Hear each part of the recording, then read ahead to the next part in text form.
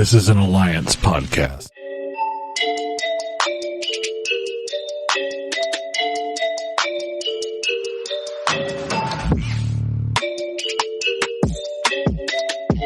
Welcome to another episode of the For the Culture Podcast, soccer podcast for us, by us. Talk about the intersection of culture and soccer. Got your boy here, Grego here. Got Coach in the building. What's good with you, man? Good to be back. How y'all doing? And fresh from Chicago with the brand new internet, new and improved internet. Yeah, special guest here, co-founder of the Black Fires, host of 50 Plus Dunner, Payne. Welcome back to the show, man. Had to make some connection at Comcast to upgrade a little bit. So. Yeah, man, looking all crystal clear. Like, so you got a new podcast and everything, and like, it's like, hey, I got to make sure I come correct. I can't do that janky internet. Like, so like, we done come a long way, man. We done come a long way. I mean, we're both podcasts with us coming from the trap house and, you know, doing Skype sessions where we dealing with what's called fire alarms that keep on going in the background. What was that episode, like 13 or something? Like that was like episode like 1 through 5. Y'all fix the smoke detector, please. Oh God, man. But yeah, man, we got a good episode for you guys this week. We'll talk about Euro 2020 that starts this Friday, and then of course the U.S. What in the world? But first things first, and Jake knows what time it is. Sun's up, baby. Sun's damn up. I knew this was going to happen, and I was fully prepared for it. Boy, let's go. Let's go. Man, listen. I said, me and Jake, we might sometimes differ on certain things, but there's one thing that always brings us together. It is the damn Suns. And in the second round, they thrown Bron, Coach. They took care of Bron in the first round, B. You know, it's interesting. Like, I stayed up watching that game, and you know what the Suns got going right now is something special. The fact that CP3 and his leadership and just his basketball IQ and point guard IQ is ridiculous. That has taken off so much pressure with D-Book, and as y'all been fans of the Suns for so long, you know, D-Book, he always looked like he was just a big fish that was in a small pond type of thing. He was going to always be racking up his numbers, but he wasn't going to get support.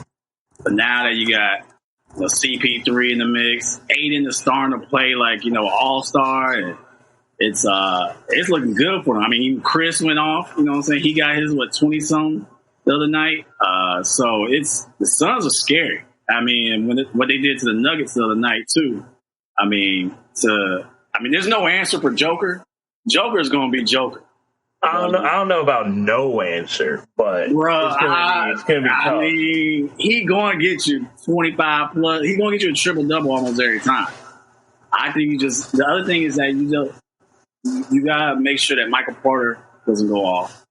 And then all the other, you know, side characters don't really go off. I mean, the Suns should be good to go on to the next round. I like our chances with Murray out.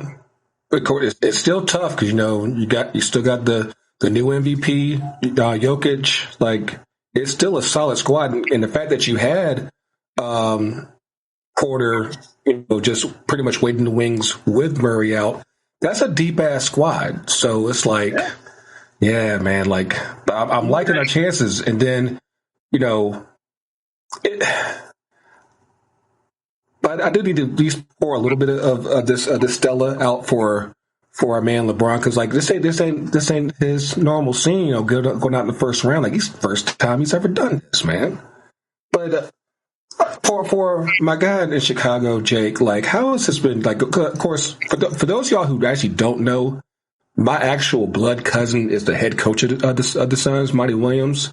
His granddaddy is like my absolute favorite relatives in the world. Shout out to Uncle J.O.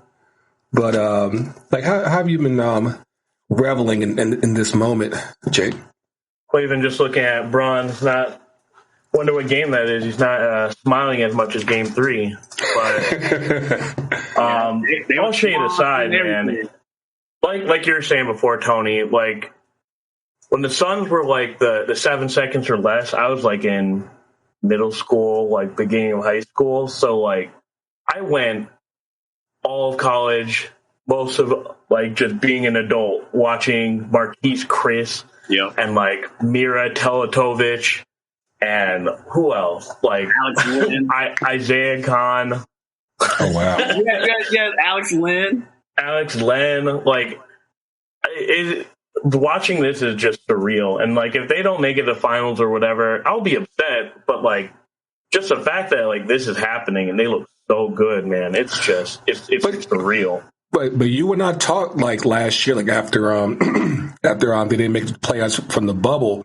I was like, the fact that we had that 4 months off away from the bubble and actually had a chance to rest.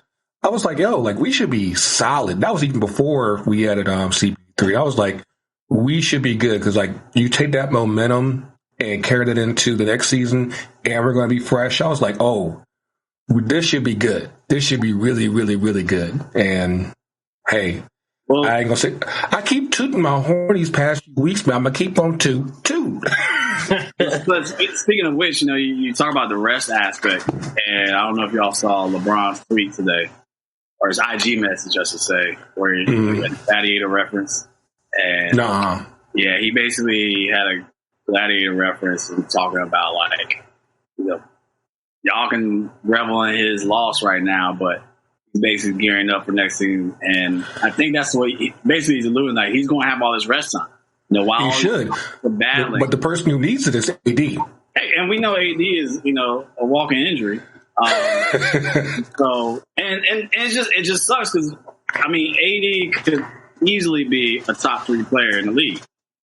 Should be, but the thing about it is that he's had his unlucky spell with injuries. It's unfair too when people get marked as injury prone and this and that, whatever. It's just things out of your control sometimes. But at the same time, like it gives them time to rest. LeBron rests.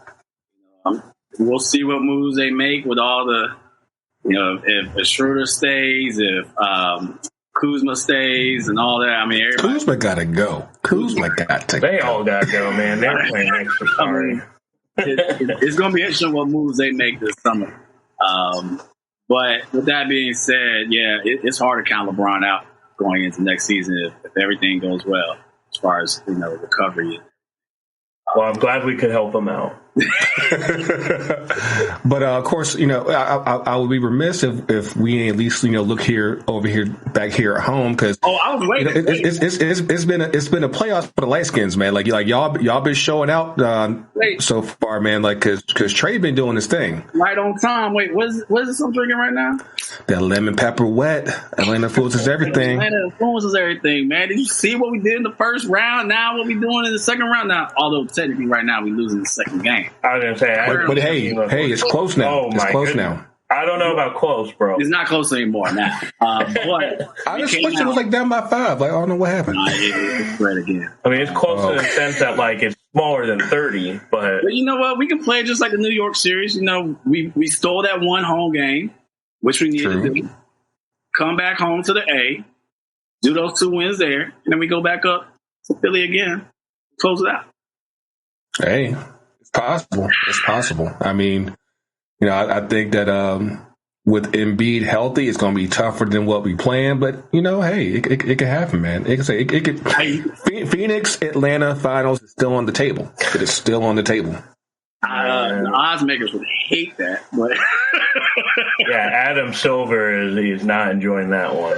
I don't know because it's not like it's Memphis, Minnesota, but at the same time, because like Atlanta's like a sleeping giant. So I feel like it's just a matter of everything finally coming together to where one, you have a player here that people want to watch play, and obviously with the market here in Atlanta, it's like you would think that if it all just came together just one good time, it might be all right. But And then, of course, you gotta love what Book is doing, what Aiton's doing. Like, just the whole story with my cuz with Monty, because like for those of y'all who don't know, when he was coaching in Oklahoma City, like his wife passed away in a car accident, and just he was still playing. I think he was still coaching in New Orleans at the time, and just like of course everything that happened down there, and just getting himself back up, and like he finally had a good situation here in Phoenix, and I say it's a good deal because like a lot of people has been saying like he's a solid dude, a solid coach, and of course I know this because I say he blood, but like I said, of course one time for the light skins, Tony. So y'all do your thing. I'm trying to tell y'all we coming back. Y'all don't want to hear me on that. Light skins coming back. We never technically want to win. But man. But yeah, man, I appreciate you guys joining us this week. Thanks for catching us on your favorite podcast apps: Google Podcasts, Apple Podcasts, Spotify, Anchor, Audio Boom, iHeartRadio, and of course on the FTC UTD YouTube channel. I think TK is up around here somewhere. I'm waiting on him. But like I said, like this week, special episode talking about the Euro 20, but I didn't think that we were going to be able to talk about them, but I think we gotta make it about America for a little bit. Got to switch things up and just look at this. Did you watch? Kind of like Tony has a real funny relationship with U.S. soccer right now. I mean, I ain't going front, but like how he's wearing a sweatshirt. But hey, let's talk about that. And before we start recording tonight, I was in my closet like digging deep to find some U.S. gear, and you see how long ago this was. Like Nike hasn't made that. That looks like 2011, I think, maybe 2010. Like this cut. That looks like 2008. Yeah. Well, that should tell you something. I mean, like Tim Howard was still like at Man United, I think. Like that might have been. But I mean, like as Grego was alluded to, like I've always had a funny relationship with U.S. soccer, and partly, to be honest, like the men's national team and how they performed over the last 10 years or whatever is a big part of the reason why I got into the career that I'm at. Is to try to provide impact and change to what we've done as a federation and as a country to tackle the issue of access to the game of soccer and who's playing. Now, we've talked about this on several episodes before, but like this generation that's currently involved in the pool and everything, I mean, I think we've said many times, like this is the golden generation, and like this era where they're all young and there's like real true diversity. Like the fact that the majority of them are of color and playing at the highest levels of soccer across the world. I mean, there's something special. And so what they did the other night against Mexico in Colorado, I mean, it was something special. And shout out to Berhalter for putting on a nasty kick game as well too. Yeah, playing. It's not only one thing to win, but to win with style, it's even better. So. But speaking of style, I need to make a quick shout out to our main man Clint Dempsey, because I don't know like who at CBS decided to dig him out from the woods and fishing and everything, but because I don't think anybody even thought that he would even remotely do TV like that. But like the past week. Doing the Honduras game on Thursday and then the final on Sunday, that's been some quality soccer TV. Because, like, between him, you had Gucci Yewu and Charlie Davies, of course, the Queen, Kate Abdo. And, I have never enjoyed a U.S. national team game like that. Probably ever. Just in the way that they talk about the game. Of course, the banter between each other. The calculator. I mean, like, just routinely roasting each other. I'm like, you don't get that. Of course, you kind of got like a little bit of a vibe that we saw with the Champions League coverage. So you kind of it had a little bit of that vibe, but just the fact that you were able to get solid insight as well as that friendly banter, like that was just incredible. I'll be interested in hearing what y'all take on as far as just like the actual performance of the U.S. We're getting there. Because I definitely think, especially with the final, because keep in mind that Mexico scored in like the second minute. Like it was like that. And I think the expectation was that once that happened, it was either going to be a blowout or U.S. would just retreat into its little corner and it would just, it'd be another Mexico win. And surprisingly, that didn't happen. And what were your thoughts on that, Jake? So I think the offside that got called on the second Mexico goal freed it up a little bit. I think if that stood, it would have been a lot harder to come back from 2-0 than 1-0. I'm extremely critical of the U.S. soccer in general, but it's very impressive how badly they're playing in that first half to how they turned it around. That first half was horrible. It was like the fact that they ended that half 1-1? Yeah. By the end, like the fact that it was 1-1 is a miracle, and they kept working it. They kept improving. Like that's all you really can ask for out of your team. If you have a horrible start, like there's still another half, and they put it together, man. They did it. Weston McKennie is. I'm telling you, I've been telling people since he signed for Schalke, this dude's special. He's just got that mentality. He's able to get the best out of his team. Like. He's the man, and it sucks for Schalke. They had to give him up, basically, but props to the rest of the world, man. His transfer fee is exploding every time he plays.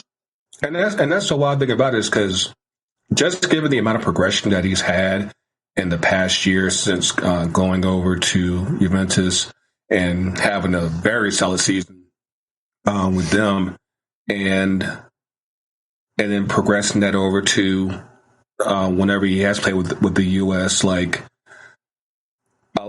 there's a reason why we keep multiple reasons why we keep saying Pulisic is U.S. agent, but I'm like, he's the real cap. He is. I think that maybe Brooks. I know we're going to talk about that in a little bit, Jake, but yeah, like I think as far as like just what the energy that he provides, mind you, he was giving Mexico all the smoke that they could stand because he was talking mad shit, and because he can. Look who he's playing with and playing for. So I mean, and that's the thing about like Jake, just like everything he said, I've always said about Weston, like. I mean, I told Gregor that's the reason why I had to get his jersey printed. I mean, his nameplate, because the dude's a bulldog in there. And it's not just for, like, the U.S. sake. No, internationally, worldwide, they know that, like, this dude is tough in the middle. But the fact that, like, when he went to Juve and he's playing along with Ronaldo, he's playing along with some of the greats, he's playing in, Serie A, like, and performing well. You can talk that shit. You can pop smoke at, Mexico and like, look here, like, give me what you want. I'm going to do better than what you got to give me. So I definitely think it was good to see for him not only be a main contributor, but also be a goal scorer in that performance. It's definitely making his stock rise. And he's definitely going to be a person who's looked upon as like a future leader of the national team. And maybe even club-wise, too, where, he stays at Juve for a while or wherever he goes. But I think that, performance-wise, as far as the U.S. goes, I think, Jake, you said it spot on as far as, like, I was going to say the same thing. It's like the fact that, like, it was only still tied 1-1 after the end of the first half with that poor performance in the first half. And, of course, we're probably going to talk about it later, but, Mark McKenzie and his mistake that he made to give up that goal. And now the fallout, and he's getting racial abuse now online because of that. Those things where you can bounce back from those type of situations and then show the heart and focus and attention to detail to pull out that victory. And then to have it where your key substitutions are providing impact on the game. Berhalter looks like a genius on that situation when your subs are providing instant change within the game. And you know something? And it's something that we keep joking about, but it kind of just subtly happened in the second half. It's something that we haven't seen in a long time. We finally had Pulisic, McKennie, and Adams all together at the same time. That should be the cue right there. That should be that should be the middle for the next 7 years. That should have been the cue right there. It's like, oh, y'all done fucked up now. Yeah. But I got this sheet on the YouTube because the second half, it definitely was a case of two halves, and just from the 80th minute on, so much shit happened because between Mexico going ahead, McKennie tying it up, there was a fight. The game was stopped because of the infamous Mexico homophobic chant. A fan ran on to the CBS set, where we're going to get to it in a little bit. VAR giving the USA the PK in extra time. Tata, our guy, got sent off in the second half because why in the world would he put his arm around the ref? Who would have thought that? Why is that even smart? Because he was reviewing the VAR, and Tata's just chilling hey, what's up, man? And the ref's what are you doing? Can I comment on that? What's up? I've always said it's an issue. I mean, I've said this for decades now. I always found it amazing that soccer players can get away with almost murder on a field with a referee. All up in their face, cursing, this and that, whatever, and nothing happened. Think about other sports. In baseball, if you even look wrong at the umpire, what are they doing? Get your ass out of here. You know what I'm saying? NBA, same thing. You can, if you say something bad to the NBA ref, what you doing, bro? Soccer is the only sport where players and coaches get away with doing almost anything to the ref and nothing happens. So the fact that Tata, he thinking he all but and then there's also the cultural aspect too, where that's just a lot of the cultural things of just being all of this on space, and especially when you think there's a bit of arrogance also with that with Tata, of course, where he thinks he's kind of larger than life on some aspects where he can probably. Yeah, if I was a ref, I mean, even if it was Berhalter doing that, I'm man, get your damn hands off me, man. I don't care what shoes you got on, bruh. Better back up. I don't know you like that. Get up off me. I mean, so it's you can't do that in any other profession. You know what I'm saying? So what makes you think you can do it in soccer? And that's what I think is always amazing with soccer and everything. Our culture is that, so many coaches and players think they can say and do whatever to refs and get away with it. That did not happen in this case. Sir Thundercat, welcome. Were you up for the game? 'Cause I know the game actually went pretty late. I saw the crappy part of the game. You missed the good shit. I really did, man. I been kicking my butt 2 weeks. I don't listen to everything.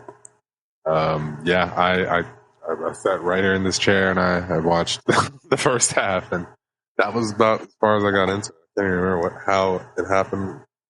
It happened when I got up and walked away. I'd see that second half. I woke up and I was like, oh wait, I wonder who won. And I kind of saw messages and I was like, oh, okay, this is cool. And then I think it was actually you, Gregor, who had I was like, I'm a badass. Yep, see it. Oh yeah, the album cover. It's the album cover. Yeah. It was like he pulled off the mask and it was still the same face. It was like, Oh man! Thought that came to mind. It was a very Scooby Doo moment. Yeah. Other than that, it seems like it like things really like kind of just went sideways. Better terms.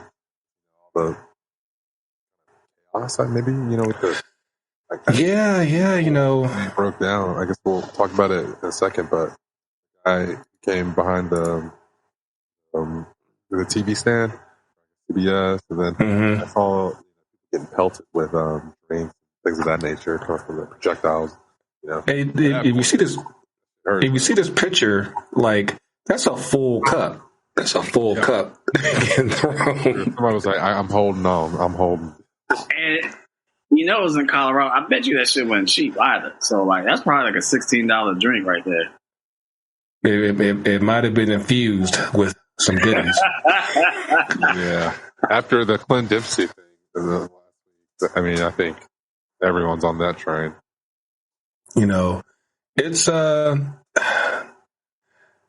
It's interesting because, of course, I'm tweeting through the game, and the coaches everywhere. So, of course, you got fans that support the U.S. and you got fans that support Mexico, and it's just amazing to me, like how heated, like even on the timeline, you can see like, because there was like a moment during the extra time when I think Guardado was like choking. Was it Brooks? McKinney.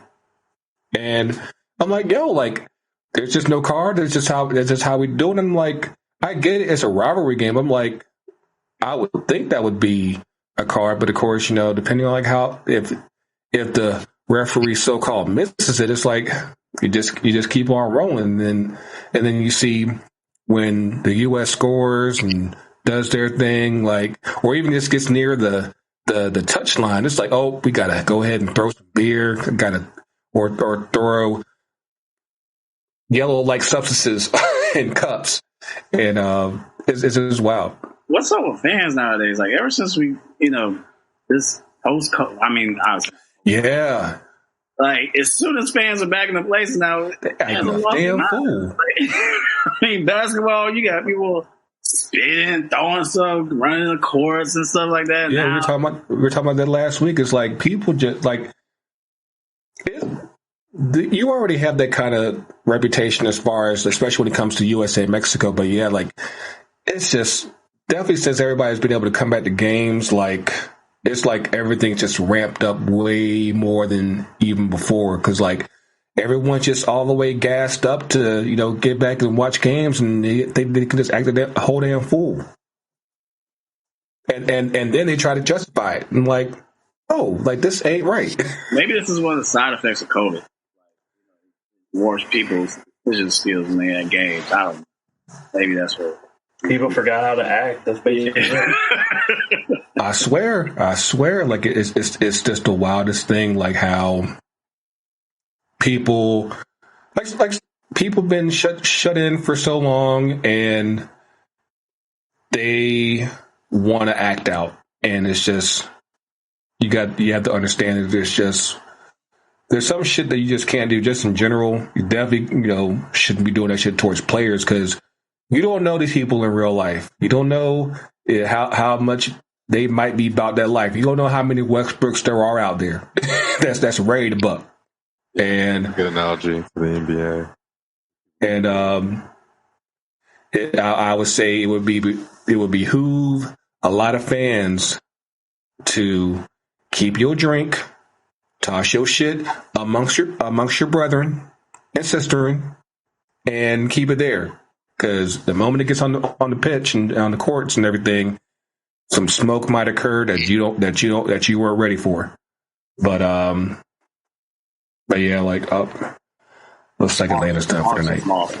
Yeah, that's okay. It's 1-1. It's okay. We good. I said Atlanta Phoenix.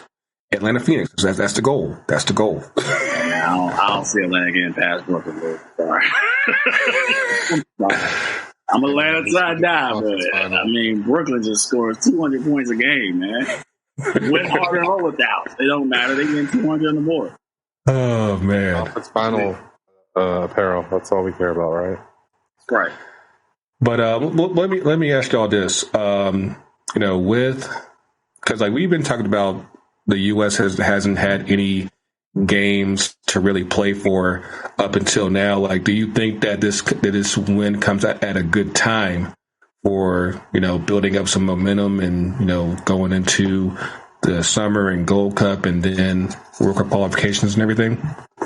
I didn't even know this was a meaningful game until like maybe halftime. So I'm not even throwing shade. Like I didn't know what this thing was. But I mean, it's like based on how they were celebrating, like they knew it was a big, like an important match. I mean, it's against Mexico, so of course you're going to celebrate that, and you get a 3D printer trophy. Like, God, that trophy was terrible. Terrible. I think this would have. What else is next? Like World Cup qualifiers, probably. Gold Cup this summer, and matters. Gold Cup, and then quals. Yeah. So I mean, I think this would be an important summer, but also I think the other thing is this comes at kind of a bad time because some of these players have been playing almost nonstop. And I think that's the bad part about playing in Europe is like if you play in the Premier League or something, you've had 2 weeks off. You've been playing pretty much nonstop since June, May, June? Right, June, yeah. May, and now you got to go play all summer for meaningful games where you actually have to try. Like they're gonna be dogging it, man. So and we talked about it off and on, just like the amount of load that, especially the guys in Europe, but all across the board, like at some point these players are going to need some rest, and I mean like it's a hard rest. Like I even think that because I don't think they said anything about any type of U.S. tourism. Like they're still shying away from that. I think Arsenal's doing one in like August. But that's Arsenal. I know. But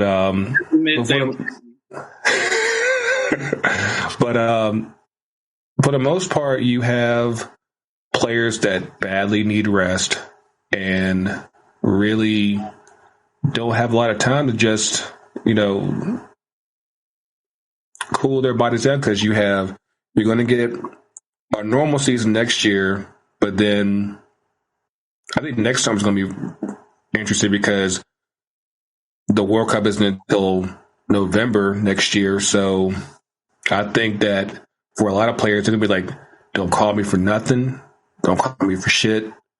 I'm gonna be on vacation. Leave me alone. Like turn the phone off. But because at some point it's going to catch up. Like you already saw it like this year, as far as like the teams that didn't have that depth, they were struggling because they just knew that at some point it's going to catch up to them. There's just too many games too often, and there's just no way to keep up with that. But I do have up on here, of course, the so-called hero of the game, our dear U.S. agent, Christian Pulisic, Chelsea's greatest player, according to the media. But, yeah, he got that game-winning PK. Of course, mind you, I think he had a shitty-ass game. Exactly. And I only saw one half. Apparently the bad half. No, I mean, luckily he was there to make that PK, but I asked probably the 65th, 70th minute, I was like, do we start thinking about subbing him off? Because I'm like, he really wasn't doing much of shit. I mean, I think him, Sargent, we need to have a moment of silence for Tim Ream. Isn't Sargent your boy? No. I thought you was a big Josh Sargent fan. No. I can't go that far. I could have sworn you had his kid. No, I don't have any further kids. You don't have a poster of him below your wall, below your bed. But him, actually, we have a moment of silence for Tim Ream and his ankles because they got perpetually broken pretty much during the whole game. Mark McKenzie, he did have bad games, but at the same time, I don't think that he'll be a starter when everyone is healthy. But I do think that he still needed these games because now the young center back, someone who's going to be in the picture for a minute, he needs to know the standards. Say, hey, we ain't playing no games, and you got to be ready for that in case your number is called again to start or come off the bench. He needed that, because like he got worked against Honduras too, and it doesn't get easier.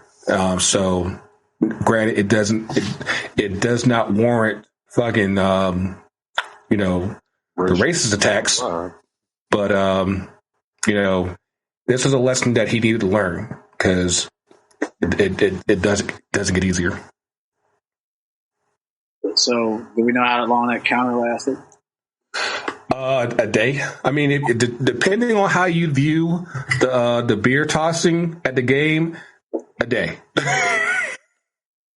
There was all types of foolishness. We even have to mention what's his name? Oh boy, talking about choking. What did he say? Yeah. He was like gonna jump across the desk and choke her just for Gooch. Yeah, that was rough. That was mad aggressive. Gooch is like, yeah, he apologized for it, but like, what? Why are you saying you're on national TV, bro? Yeah, I'm telling you the side effects of COVID, man. I'm telling you. I said people just acting mad reckless, so reckless. Yeah, like that was like, because I don't think I caught it live, but then of course, obviously, you know how shit goes on Twitter. It'll be on there just like that, and I was like, oh, that was really aggressive, real fast, and I said. No, luckily, like CBS, they catch shit quick. As soon as they can make an opportunity to make somebody apologize. Because you remember how they did the guy on during the game a few weeks back through the Champions League. They made him apologize within like 5 minutes, and as soon as they could get those two back on the studio set, they was like, yeah, let's go and get this apology in. Chop chop. Hey, Grego, can we change the graphic, man? This is very awkward. Can we not? I'm gonna have nightmares about this image. See trophy, and the plastic paper, the 3D paperweight. So yeah, thank you. But last but not least, because like we joked about it on Twitter, and I feel like it definitely needs to be asked. But what happened to the homie? Like, what happened to the homie that really just jumped on, charged the stage, and then when he was about to get caught by the security, he jumped over the rail, he disappeared. Don't nobody know what happened to him. He's into the void now. He's erased from existence. You ever played Assassin's Creed? Yes. Yes. That's when you grab him from the thing and then you pull him in. Yes. Yeah, he clearly assassinated someone immediately after that. No, that's left trigger, and then I think it's left trigger, and then square. You've got to wait for the animation to finish. That's a fantastic analogy. I love a good Assassin's Creed reference. That's the only violent game I play is Assassin's Creed. Man, and like I said, we gotta have one more word about Dempsey's camo jacket. Like I think he was probably trying a little bit too hard, but just the fact that they let him express himself like they said. He said, "I'm not wearing a tie." They let him do that because 2 times. Yeah, like I said, I'm going with the V-neck cut, man. On the jacket. Then you got sunglasses being popped during the, Oh yeah, he was like, yo, real talk. He set the mood for the entire week. Like he was like, hey, I'm here. I'm gonna go ahead and I'm gonna do me, and it worked. It worked. I think that CBS and Paramount Plus definitely stumbled into some gold here, and like hopefully they got the away qualifiers in the fall. Of course, they already. I think they might have some friendlies. I'm not sure, but yeah, this is definitely something that hopefully they continue to work on. 'Cause definitely between him kind of breaking the discourse between Gooch and Charlie, you kind of need that. You kind of need that wild card. You kind of need that. Kate's rocking the leather jacket too, though. Yo, you can't nobody touch Kate, man. Like, she is flawless. Like, it's kind of. We got the black filler jacket going. How many zippers you got on that? She had enough. She got enough. Like, she had the leather top, leather jacket. Like, it was doing her where thing, man. I put the Malcolm X meme. Hungry, bro. Oh God. But yeah, man. Like we talked about a couple weeks ago with some and U.S. soccer splitting up soon. I'm hoping that we see more U.S. games on CBS, because it definitely seems like whether it's NWSL, Prego, I'm gonna interrupt you, bro. What? Y'all keep on washing over our goalkeepers, man. What's up with that, man? We will not have. Oh, my bad. Like I left out the biggest part. I love this shit on keepers when we F up, but then when we come save the game, y'all going like, oh yeah, we was with you the whole time, yeah. Nah, you weren't. You willing women between the posts? But I'm leave this one to you, because this is actually a pretty cool story. Because granted, I hope that Stefan is all right, because that was kind of a freak injury that happened with him. I mean, it was no contact, right? Yeah, but you have Ethan Horvath from Denver. Yep. I think he's like from the burbs and everything. But yeah, he's pretty much like, that's his hometown area and everything. And he comes in and yeah, I mean, he literally saves the day. Literally. Because Mexico had a chance to tie it up at extra time. They could have said, "Hey, we want to go to PKs," and hey, I mean, I'm to the point now where I'm like, "Yo, Man United needs to get him and kick the head out." So because Horvath only needs one shot to actually stop a PK. Because I mean, he can come off the bench and just go ahead and save it. Like, I still can't believe it's been like I think they said like 5 years since the head. 5 years since he made a PK save. Yeah. That's just insane. But I'll say this much, because I think I saw it like during the game. Do you think it was a case of like where because Stefan is backing up at City, that he wasn't quite as sharp during the tournament, or at least during these last two games? Because Horvath, he does. I think he's still. Actually, he got benched and then he became a starter again back with his club in Belgium. And actually, he came in. He was sharp. He was ready, because he had a couple really good saves. Really good saves. Well, I mean, I was about to say that. Like, as far as like, even when backups are not, getting that normal game time. Of course, there's nothing that simulates game, but keepers go through training like it ain't nothing. And so you're always ready to step in between sticks when it's your moment. It's more psychological than it is the actual physical aspect.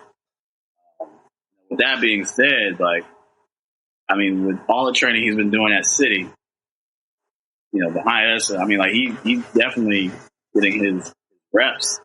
I wasn't really worried about if he was sharp, if he was in mid-season form type of thing. Was doing that training at a high level on a consistent basis. Not everybody can train against Sterling and Aguero and Jesus and De Bruyne. Think about who he's seeing on the regular. Right. And with that being said, like, when it comes to this situation, he's ready for it. Now, I mean, the only thing that can be said is that, again, when you simulate games versus training, the fact that he had a non-contact injury, as you're wondering about what's going on. So I hope he's well. Obviously, I talked about him a couple of weeks ago on the show. It's like, he should be the number one for the U.S. It's good to see that, U.S. continues the legacy of having, quality keepers. Yeah. So we're back in full effect, man. But That's That's what we do. But we're going to take a quick break, get a quick word from our fam over at Protagonist. And on the flip, we're going to get into some Euro 2020, and yeah, we'll be right back. And we're back. Oh, Jake. You know, so you got this nice, clear camera, internet's holding up and everything. Like, you got in the show. Tell us about the show, because like I feel like so much has, you know, gone on with you personally since the last time you were on.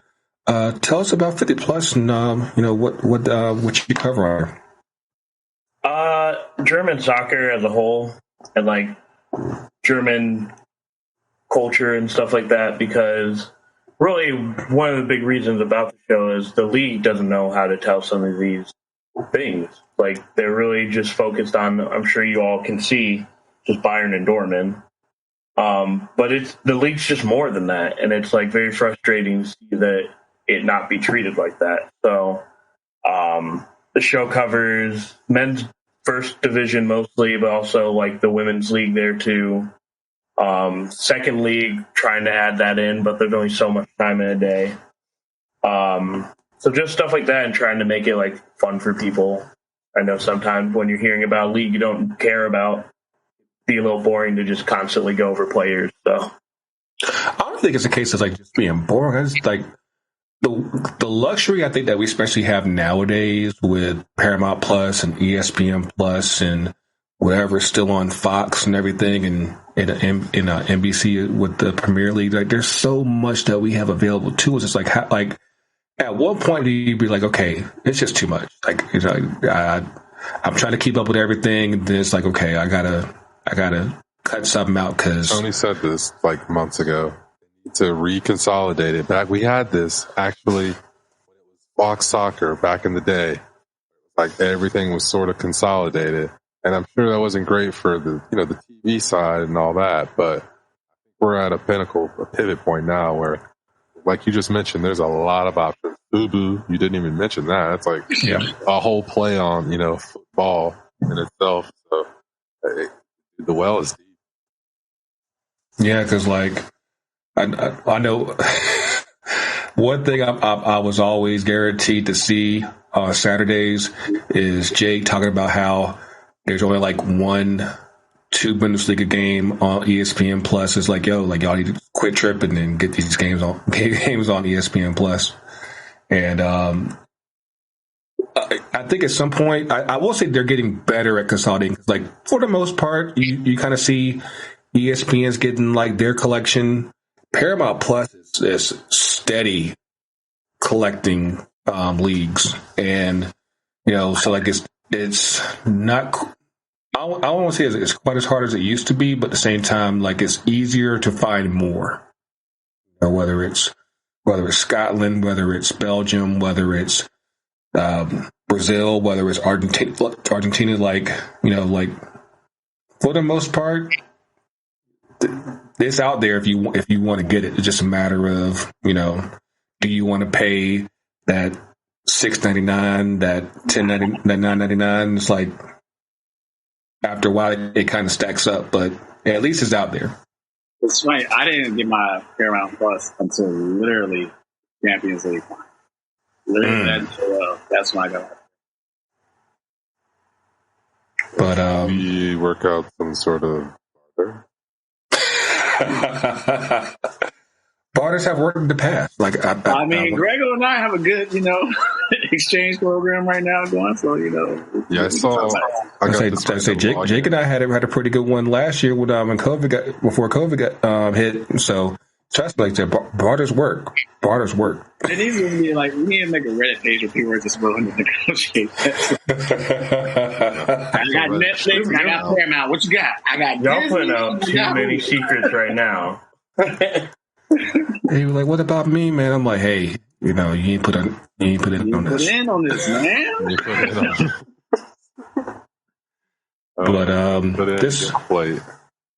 But yeah, man. This Friday, Euro 2020.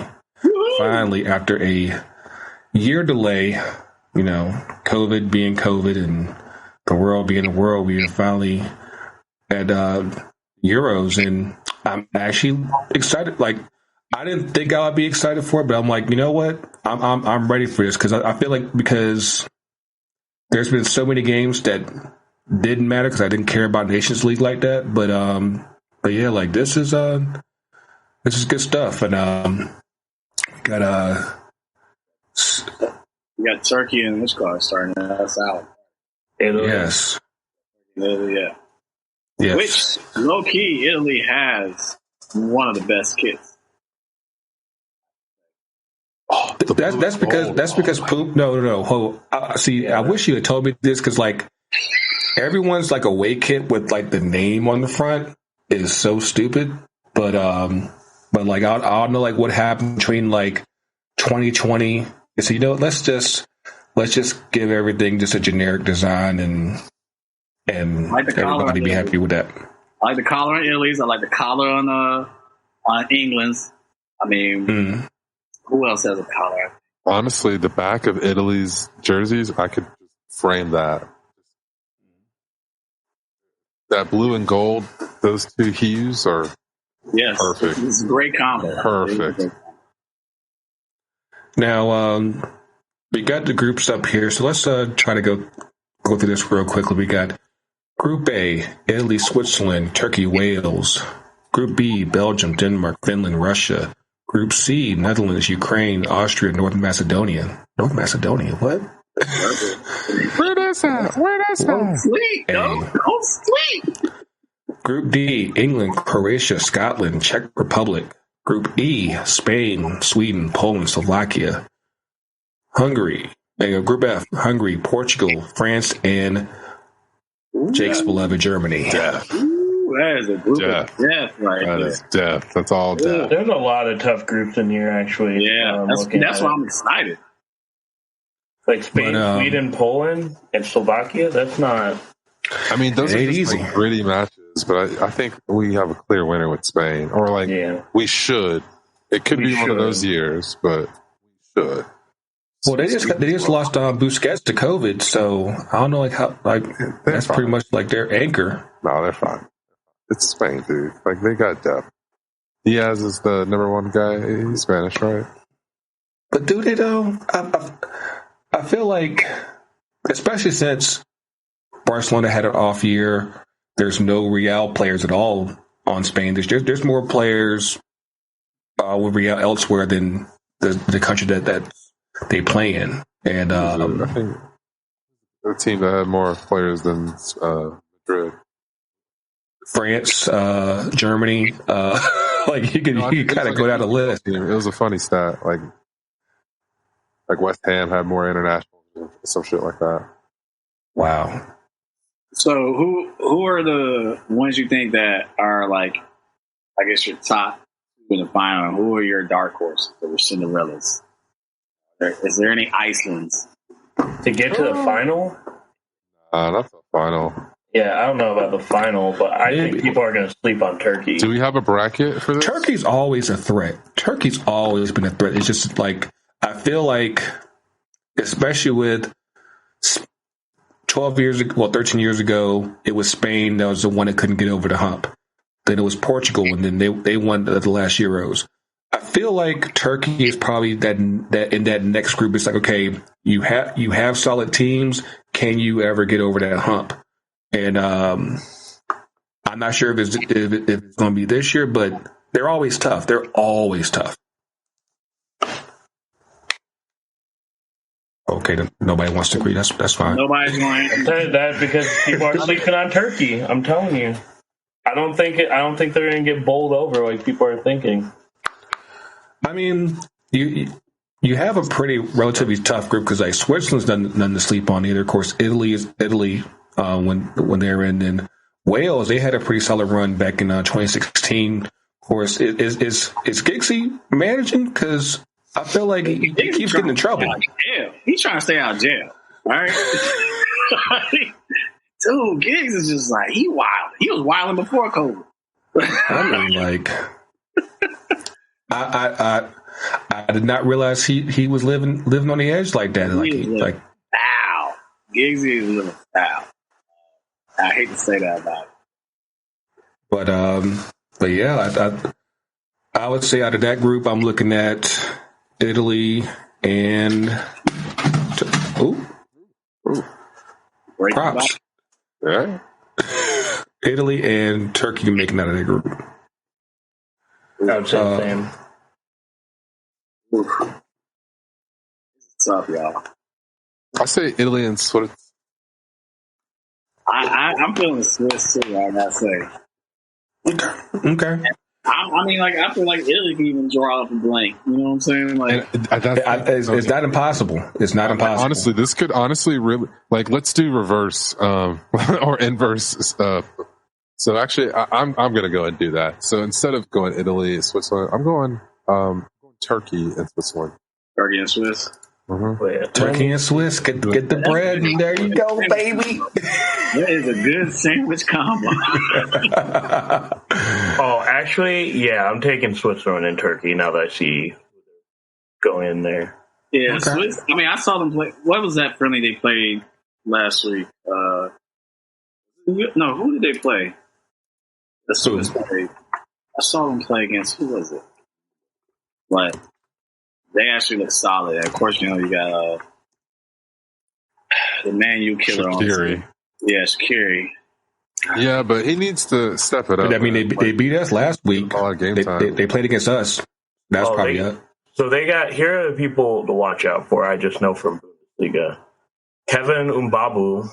He plays on Wolfsburg. He was like Wolfsburg back line was very, very good this year, and he's a good reason that they filled in there. Where was he? Ruben Vargas. Augsburg was booty until he got subbed in some of these games. Like I'm just looking on here and like I think Switzerland should really win this group. Honestly, like I haven't heard a lot about Italy, so that's why I think they're probably not the quality they're usually at. But I mean, Italy, you have Verratti, Jorginho, Immobile, and who's the other end? That's a very unfortunate name. Immobile. Yeah. So like those are going to be their key players, and then their center back. Delaney. So like they got a little bit of a spine, but honestly, Italy they could either really do well or they could screw this up. Oh, never mind. Italy hasn't lost a international game in forever. Yeah, you go. I mean, because they have, I think it's Mancini that's coaching them now. Like he's been pretty solid with them, but it comes down to penalties they get through. But we got one brother in Italy. We got a couple brothers in Italy now. You know. Yeah, it's been a minute since we had. Why not me? But there was. We'll give like the other group predictions in a second, but Jake had me watching the U21 Euros last week, and of course you follow this way more than I do, especially with the German national team. But you said like if no matter what happens with this tournament, they about to be something nasty with Hansi Flick when he takes over in the fall. Like what were you seeing?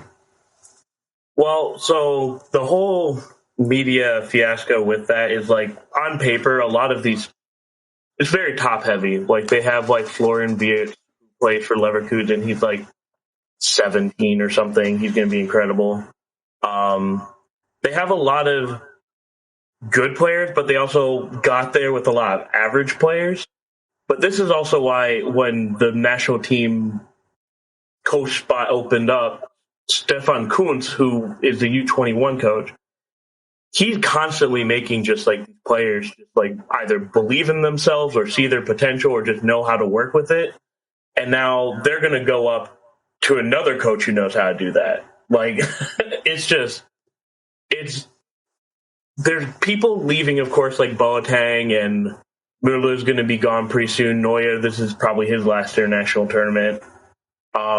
You have these people leaving, and the people coming up just know what system they're about to work with Flick. So it's gonna be nasty. I think already the talent that's on the senior team, like Muisala and people like that, are gonna benefit with Flick. But like when you get some of these other U21 dudes coming up to the senior team, it's about to be gross. It's about to be real gross. So let me ask you this: with who they have right now, of course the standard is high with Germany. How far can this team go with their vets? This team here? Yeah. Well, they still have Lowe, so I don't think very far, honestly. Damn. I mean, no, like, it's just... I mean, it's reckon that's real. Lowe got a lot of the credit for the World Cup when he shouldn't have. That was all Flick. Flick was an assistant coach at the time. So... Look at the flick of the wrist. I think you can see, like, after he left, all of a sudden Germany started falling apart. So... I mean, I know they kicked the crap out of Latvia, like, a few days ago, but one, it's Latvia, and two, their first game's against France. So... I love how each time there's a significant happening with Germany, it's like, it's not the head coach, it's the assistant coach, because when it was Klinsmann, it was Lowe. You know, you're saying with Lowe, it was Flick. And Flick will probably do his thing in 2026. Like, it wasn't him. Like, he wasn't doing shit. But I mean, here we are. If you look at both of the people you mentioned, like Klinsmann and Lowe, they're both very, how can you, like, egotistical. Like, Lowe got in a fight with a bunch of players where they didn't even want to play for the team, like Stefan Kiesling, if you have ever heard that name. He's, like, a very famous Leverkusen striker. Mm-hmm. And, like, Klinsmann, I'm sure everyone here knows Klinsmann. So a little bit. I think this is the first coach in a while with Flick where, like, the person is going to want to succeed more than just their name being out there to succeed. He already succeeded. Like, he won. Just the fact that he walked away from Bayern. I think we had a conversation about it like a few months back. Like, the fact that the German national team took a chance and see if they could even get Flick, because typically when you coach Bayern, I guess you just don't leave. That's a whole other topic, but like, it wasn't just because, like, Bayern just... I know there are backroom issues with Bayern as well. He said, "Yeah, fuck all this shit. I'm out." But yeah. So in that group, we got Hungary, Portugal, France, and Germany. Ooh, the defending champs, the defending World Cup champs. What? Germany and Hungary. Sorry, Hungary. This ain't your time. It could be if we're doing inverse predictions. I mean, that's why the only way that's gonna work. I think they're a great team to play spoiler. I don't think they're gonna, like, get out, but I think they're gonna have, like, a shock result. Somebody. Yeah, that's true. That's gotta be the role. Benzema went out today. He got hurt. Oh, it's time for Giroud to break that record. He's a survivor. Giroud is a survivor. But I don't like that. Does Ronaldo and the old boys did they get through? I don't even know. Portugal was looking a little I watched like 20 minutes of the match last week. Yeah, they looked a little lackluster in front of goal too. It was like got Bruno and freaking Cristiano running around on the field together. Most of their, like, half of their 11's like over like 33. Like they're pulling like Italy numbers. Like they are not young, which is ridiculous because if you look at all of the talent that Wolves have in their disposal, and then all of the talent that's in the Portugal U21 team, like this isn't the conversation that needs to be happening, in my opinion. I mean, I'm sure that because, of course, they're coming in as defending Euro champs, they probably have like. Talk about with the women's national team here, like how, well, since they won, we got to go ahead and keep them because, you know, they're the ones that we won a World Cup with them. Like, at some point, you got to move on. And I know it's kind of hard, especially with this generation with Ronaldo, because it's like, okay, how come they're going to be able to get rid of everybody else but Ronaldo when he's the same age as everybody else? It ain't fair. It should be about production at that point, man. It should be, but I think that they probably held on to probably too many of of that generation, and I'm gonna say they're probably the odd one out because France is still stacked, incredibly stacked. I think France is top of that group. France should top that group. I don't think should. I think they. I think the only thing that works against France is all of their players are so good. They're like we were talking about earlier, they're going to be a little gassed. Mm-hmm. I think that's going to play a big role in this tournament. Some of these teams, like especially like in England or in England mostly, like they've been playing forever. You know what I mean? Mm-hmm.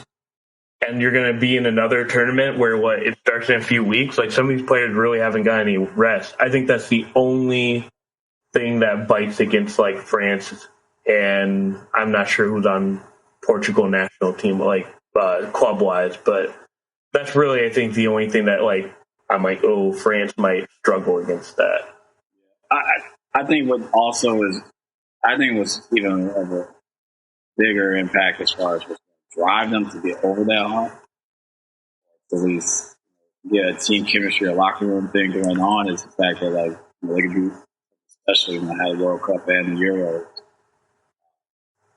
after each other, and that would be special. I think a lot of them, even though they've won the World Cup, it still feels like a lot of their players still have something to prove.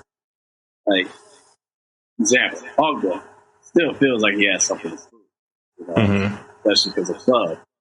I feel like Griezmann feels like he still has something. Benzema still has something to prove. Lloris still has something to prove. I mean, like all these guys, like when they're collectively as a unit on the national team, yes, it's awesome, but they all are dealing with like their own personal battles of like they haven't gone to that next tier individually. I mean, the only one who might feel like that is, also Mbappe. We even talk about Mbappe. Like, this squad is nasty. And I think, yes, there is a part of load management like we talk about here in the States and the NBA, of course. They are just so freaking deep. I see them. I'd probably say that given that load, they probably have the most to gain from wrapping up their group as quickly as possible. They can get those first two games out of the way, get those wins, clinch at least, the second place spot. They'll probably say, let's go ahead and sit some of our guys in that third game and focus on the knockout stage and see if that works out. But so I got a question, Greg. I know we're talking about this group, but let's go back up to Group C. Okay.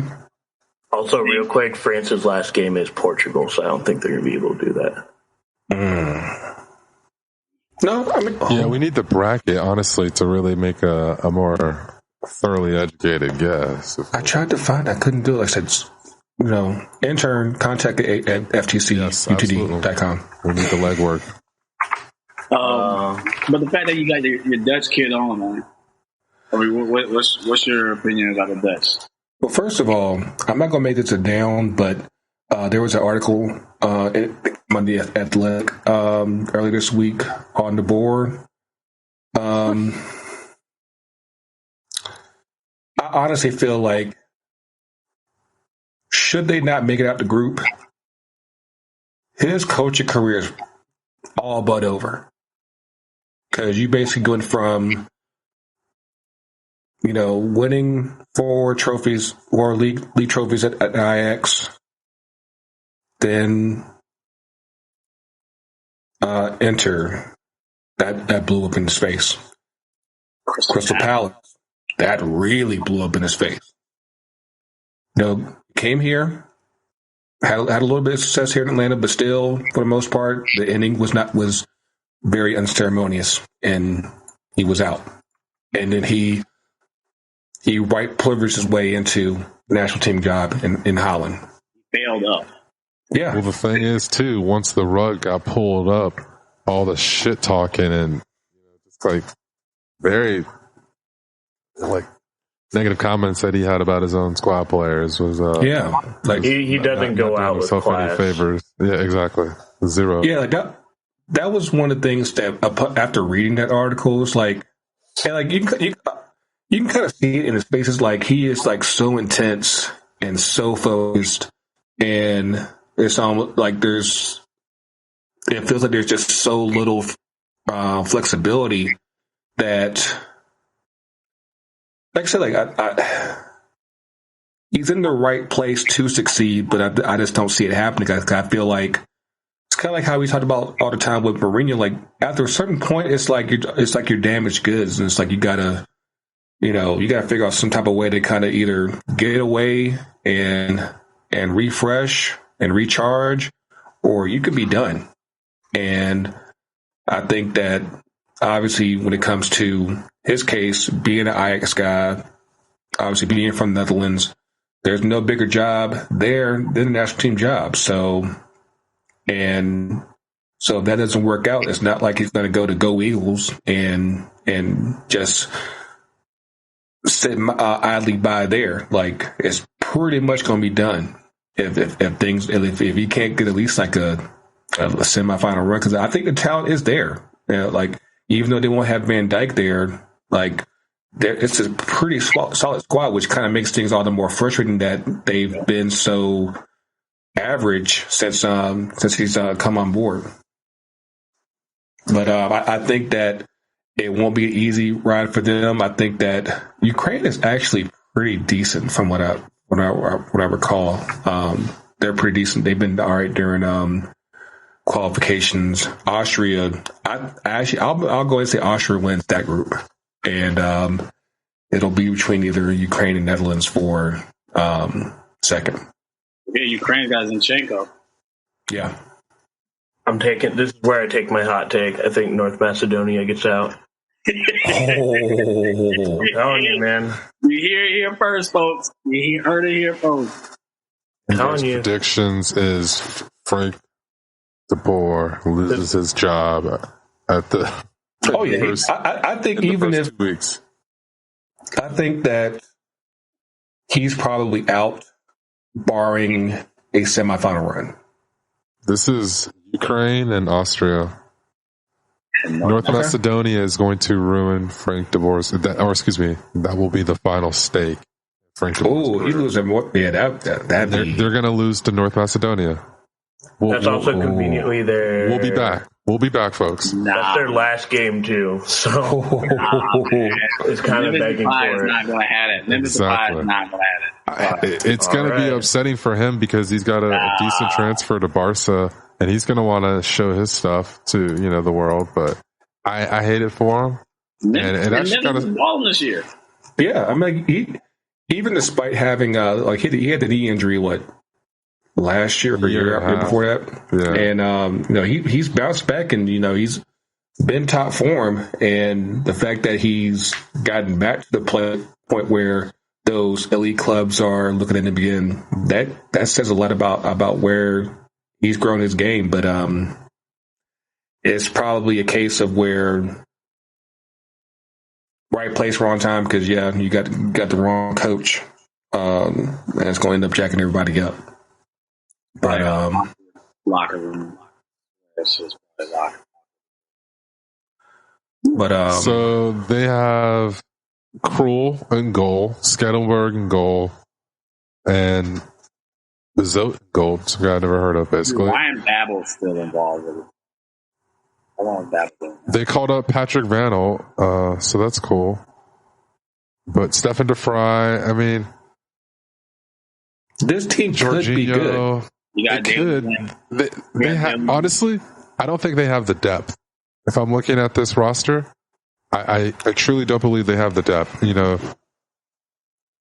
Copying and pasting for you guys to see as well, but you tell me.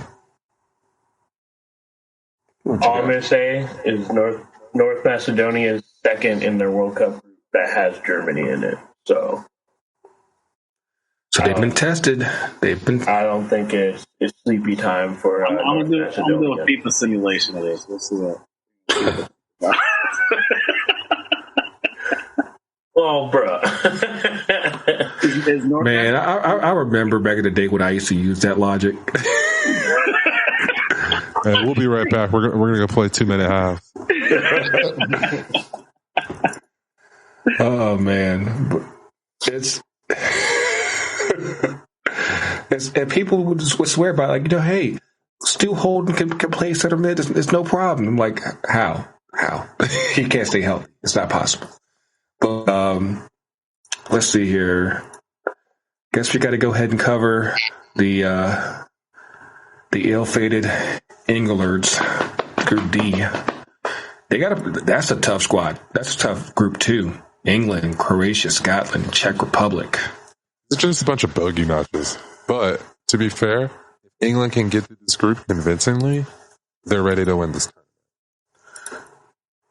I don't know why your link won't work. I'm trying to it's a bad link. My bad. I'll resend that for you in a second. So who's which groups get who in the knockout stage? England would get my link because it didn't really explain. Enter. D1 would play F2, so they would play whoever's second in the group of death. Okay. And if it's Portugal or Germany, I think England loses that. Okay. Who does Group E get? I feel like these are bingo. Hold on a second. I know, right? So Group E will go to.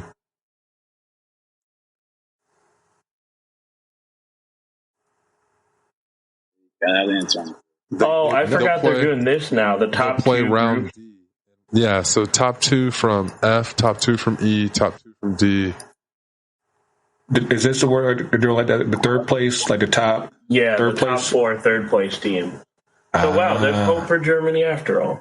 Yeah, but it's going to be like some funny business. This is interesting. Man. Hold on. Let me get this graphic for you. Somebody had to make this on wall chart. Can we actually talk about the England squad that they finally made Rashford the captain? They did? I think that's what I saw. Didn't they make Rashford the captain? I'd be shocked they did. Are they mad about that? With Mason Mount? I mean, hang on. On that note, we gotta holler at the friendly that they had over the weekend, because England's still kneeling, for the before the game starts, and the fans just had to go ahead and boo. I'm like, you can't win, because you would think that after doing this for a whole year that they get it, but of course, I guess they've been watching too much of us, and you're like, nah, we ain't with that. I mean, I'm gonna go back to what I've been saying. We've had this debate all throughout the last year and some change now. Keep making it more comfortable. We talked about the meaning and the gesture, and is it becoming, less of a thing? As long as you're making those people uncomfortable, by all means, keep doing it. And just like I sent y'all a picture from when I was at the Atlanta Panthers game with the Pensacola team, and the Pensacola players to me. And I was like, that's what's up. It was just the black girls in the team. I think I sent a picture of. But still, and there was nothing happening in the stands or anything like that. Nothing. But you got England, of course. They love to call themselves, ahead of the game when it comes to things. Quite ass backwards still a lot of times. They're just like us. By all means, keep on doing it, y'all. Keep on making people feel uncomfortable. Keep on making it a topic. This shit actually is advancing. And again, those blue kits look good. Sorry. I like those kits. I don't mind them at all, actually. Of course, they got to pop the collars because they got to do it for justice. You know what I'm saying? They got to pop the collars in. Always.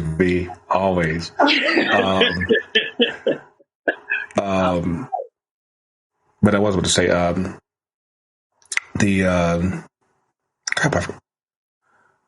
trying to find these brackets and everything, but the semifinals and the finals for the Euros this year are at Wembley, so there actually is, the pool for England to try to make it to Wembley, and hopefully they can try to, win their first trophy since 1966. I mean, they're the Dallas Cowboys, man. Like no team will ever get so much hype and do so little. Like it's absolutely maddening. Dutch might have something to say about that too. if they had won a World Cup, I could see that, but they haven't. The Dutch are the Buffalo Bills. They do have the Euro, but I mean, the Dutch are the Buffalo Bills as far as like the old Buffalo Bills. As far as the bracket is live in the chat, so you can hit that. Who do you think is going to come out of the bracket for this one? Let's check this out here. We got England, Scotland, Croatia, and Czech Republic. You know me, I'm an Ipswich boy, so England got my heart. Honestly, I'm pulling for Scotland because I'm a really big fan of Billy Gilmore. Okay, I will go Scotland in this group as well, because they're rarely ever in a tournament. I'm like, yeah, like that's my Iceland pick. Exactly. Thank you. Took it. I was trying to signal to Tony.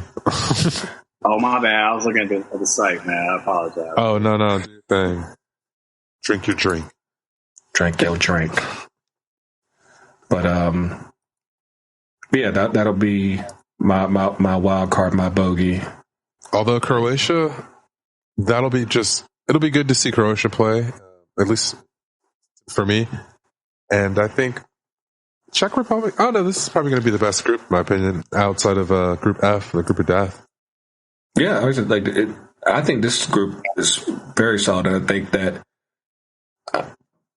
I could actually see the Czech Republic winning this group. Actually, no, Croatia. Croatia wins this group. Yeah, this is a group where anyone can actually come out on top. So it'll be really interesting. This is a third place group. This is definitely a third place. Thank you. Again, right, words out of my mouth. This is definitely a third place group. So England, you still got a chance. That's how that's the parody. They get third out of the group and win the tournament. Right. But nobody's got nothing to say about Belgium. Okay, so let's hop over to Group B. Excuse me. We got Belgium, Russia, Finland, and Denmark. This is actually kind of a specific geographic center as well. Yeah. If Belgium doesn't run these dudes over, I think we should stop hyping them up.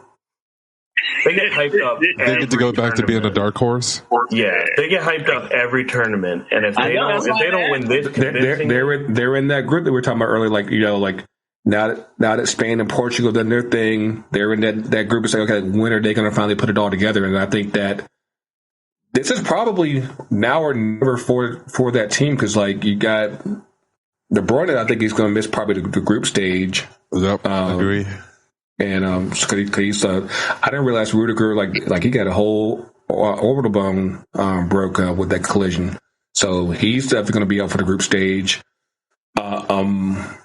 They're still stacked, so it's can they just I think they shouldn't have any problem as far as the group stage. It's just a matter of who they have, who are their matchups in the knockout round.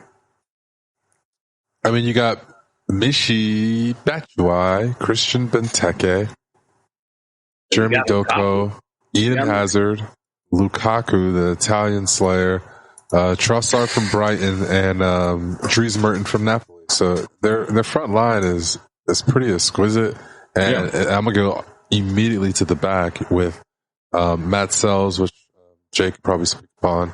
I probably didn't even enunciate that correctly. Simon Mignolet, and the Snake Thibaut Courtois. So I mean, I got a little nervous last week. I got a little nervous last week because I was watching Belgium and a friendly, and I was like, why is Mignolet even in net? I'm like, I saw that message. I was Matt Seals from Strasbourg.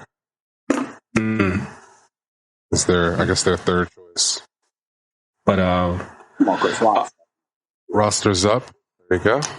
I think that if we can get any bit of Hazard from 3 or 4 years ago, this is a team that can go deep. If De Bruyne comes back and he's the De Bruyne from this past season, they should go deep.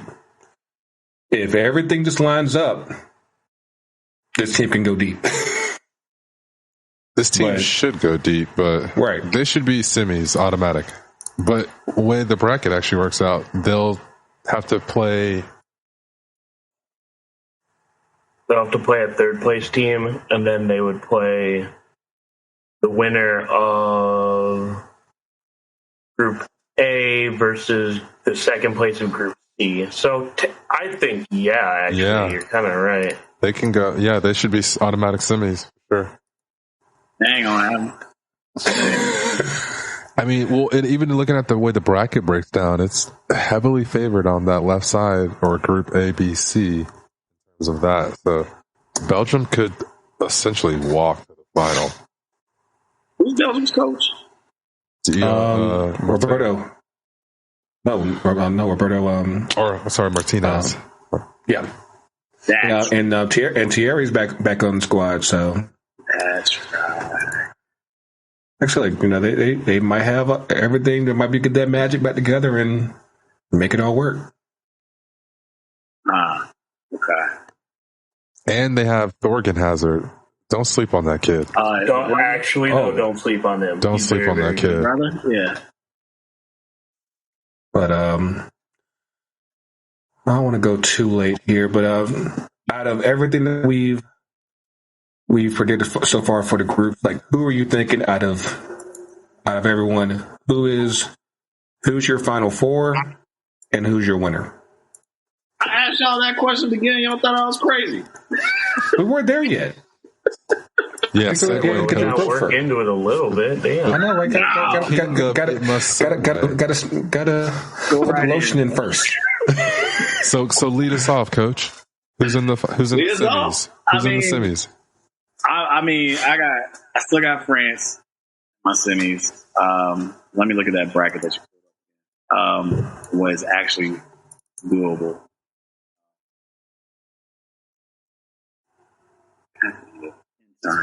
Mm-hmm. I know. Can we zoom that in, please? Thank you. Oh, now it's just forbidden. I think that's the first link. You got click the second one, good sir. All right. So while we're waiting on Coach to catch up, I'll go ahead and throw it out. So for the ABC left side of the group, I have Belgium. Mm-hmm.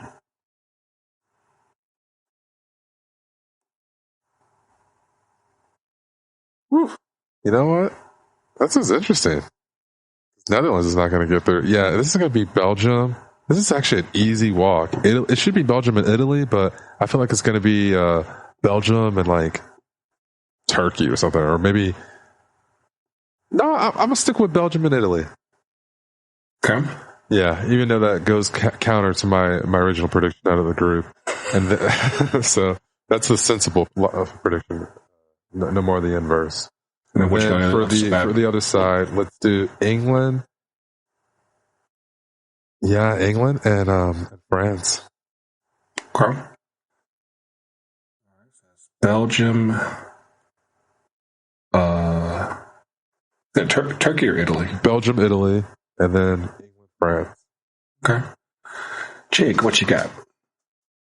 It's hard to do because I think those third place matchups really. They're going to be some real bogeys. They're going to be some real tough ones. It's kind of tough. I'm going to say Belgium. I'm going to say YOLO. I'm going to say, well, I don't know. Can this even be possible? I'm going to say Belgium and North Macedonia.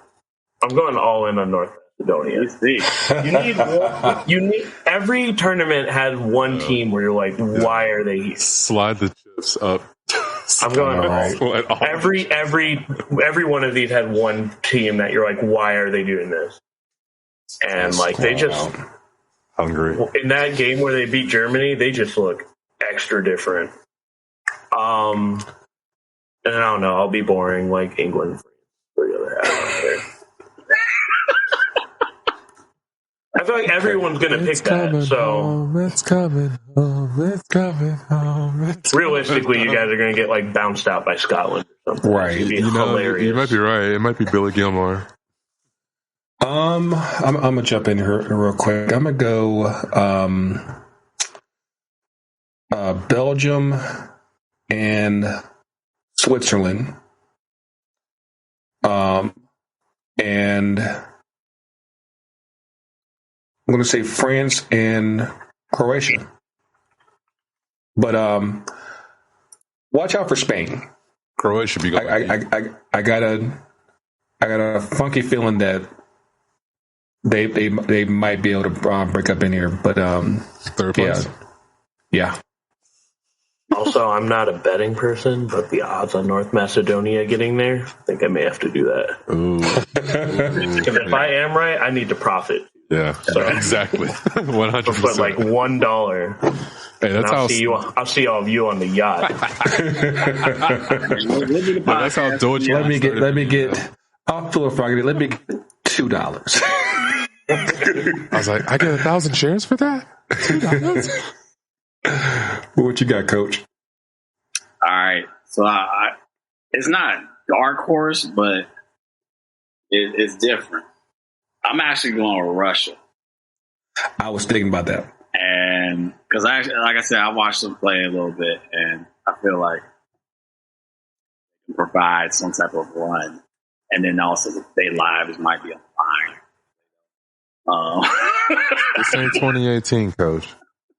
What in the world? They were feeling themselves then. They had a free pass also. They were at home. They had a free pass.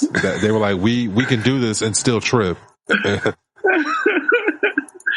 So I'm going to go with Russia and Italy, if that's possible. Okay. I think Italy actually will make it. And then on the other side, probably still going with France. And I think that other one, I think England is just going self-implode as always. I don't ever want to invest in Spain. Who would have thought that the hopes of England would actually fall on Harry Maguire? Like, that's just so unfortunate. As a Man United fan said. Nice. So I'm going to go with France, and let's go to... It's tough, man. You got Sweden in there, too. I know, and the Swedes might do something. It's like, and then Portugal, I'm not convinced by that. They could get out of that group on the third place ticket, slide right into the quarter semis. I'm going to go with France and Scotland. Okay. I'll say this much: if Flick was already there, I would take my chances with Germany. Oh, you absolutely should. But since he's not, that ain't happening. So we'll have to see them come in 2022 in Qatar. But for the PhDs, right? But yeah, honestly, Germany could be the dark horse actually, because dark horse. Seriously, no, hear me out on this perspective. They could be the third place team that gets out. That's what I'm trying to say, man. From a perspective of the players, they know that Flick is incoming, and they're gonna maybe do whatever they feel like they need to do to show him, hey, on a world stage such as the Euros, what other better opportunity to do it? And that's in the moment right here and now. So that's my perspective, from the players' point of view. They're a Lambo that's being driven by someone who doesn't have a license. He lost his license. It's been revoked. Like, this is still a very, very good and talented team. Like, their team's unreal, but they're only being held back by low. Like he's saying, if the players are like, let's just do our thing out there, absolutely, they're gonna get out group. They might even be in the semis. Exactly, but they're just literally being held back. Yeah, they're being held back by their manager. One last question, Jake, before we wrap this part up, as it pertains to Germany, because I'm sure you've noticed Germany is getting very, very black. Do you think that progression? Do you think Lowe has failed to adjust to that? I think the whole program is. I mean, Germany's not used to all this. Well, yeah, I mean, a lot of Europe's not used to all this because of like migration from Africa and whatnot. But I mean, France is better equipped than most people. But like, got a lot of brothers in Germany from the military bases too. Yeah, I mean, like, it's not all military bases, but I think they're going to struggle to adjust until some of the old people that have been in the program forever just can't be there anymore. Basically, yeah, like either retire or leave or whatever. I think when you start getting the more younger end of thing, like even a Flick or someone like that, I think they'll be more adjusted. But right now, I wouldn't count on anyone being like above like 50 being able to account for it. Where were we? So we will definitely be watching this. I know Tony will, because he probably already got Friday marked out off. No, it's funny you say that. I actually have it on my work calendar, all the games. But y'all ain't got the office anymore. Like y'all can't just all be up in the office just watching the games. Like that's the part that sucks. We downsized too. Our office is mad smaller now. It really makes sense. Damn shame. Yeah, I know. You put the D&D on your phone? Hey man, that's a lovely tool right there. I'm telling you, love it. Oh man. But I'll be at home watching some of that. Can't all be like. But I'll be remiss if we don't bring up, the other big event coming this weekend, the granddaddy of them all, a tradition unlike any other, the Henny Derby is this weekend. Woo! For Madison Richmond Kickers, man, the granddaddy of them all. Let Henny Poe. The Henny Poe. It was funny after we made that post on IG, like so many people who follow me or whatever who know nothing about the Henny Derby, they're immediately hitting me up like, "Yo, man, pour us some. Yo, can we get some drink in there?" I'm like, "Yo, we really got to capitalize off of this." So this game is up in I think Madison this weekend. Of course, I think that this is their first game with full capacity, so should be pretty lit up there. This is one of 3 for the season. Yes, be a good one. Let's kick it off. Now I know with the kids and everything, travel might be a little limited. Like, are we still trying to do at least one this year? Yeah.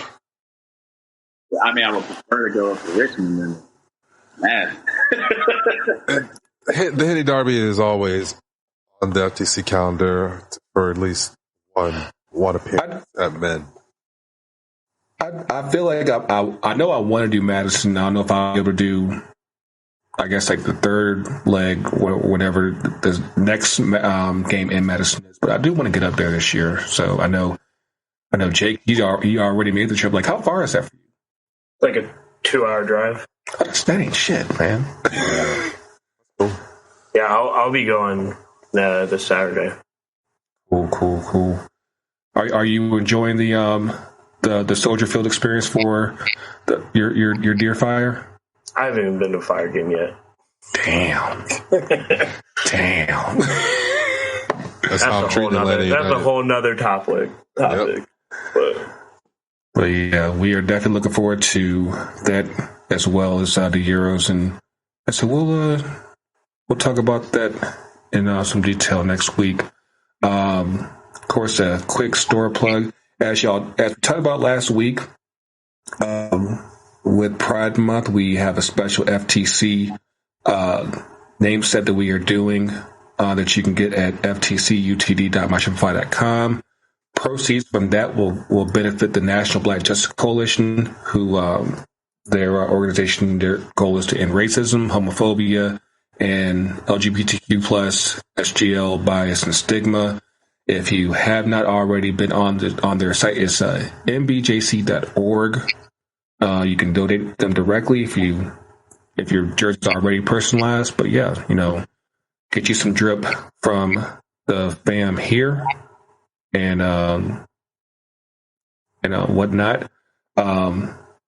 Not just your MLS jerseys. Make sure you get your NWSL jerseys hooked up as well, or even your national jerseys. Of course, everyone's getting right now the McKinney 8 on the U.S. team. I'm like, hey, that's what's up. But yeah, definitely shout out to the NBJC for that and whatnot. And I feel like there was something else I wanted to plug. Of course, obviously there's still the racism counter shirts that are available. I think we're going to do proceeds from any future sales from those shirts will also go to the NBJC as well. So definitely make sure that you jump on that. Whatnot. Scarves. We got a couple scarves left. Oh, yeah, we do. Yeah, we do. As he looks casually to the right. Matter of fact, while I'm getting the scarves, Jake, of course, right here I got the Tigers and Black Fire scarves. Like I said, shout out to Tigers for like you're modeling now. It's like so you come up so much. Like I said, we have seen you grow up so much. But yeah, if you haven't done so already, definitely get the Black Fires and Tigers collab t-shirt. It's through the Sunday. Oh, it did? I think, but I mean, I'm sure if you hit them up, maybe still possible. But I know I have mine, so it's coming. So, but yeah, definitely shout out to y'all for that. And do we have a Memphis update, Coach? Because out, so what's good? Memphis update as far as what now? So school is out, so like, what sports are you playing right now? So right now she's been doing some golfing, man. Almost every weekend. So Ash gonna talk about my phone. I'll include that. But yeah, let's get up in these 2 up and 2 down. Let's wrap this thing. It's like so we've been going for a good minute. There really has been just so much to talk about this week, and that's how I'm just glad that we actually got a full episode with Jake. No net connection, no problem. Like it's been good. It's been good. It's good shit. I am not going first. You know why? Because TK's going first. What's up?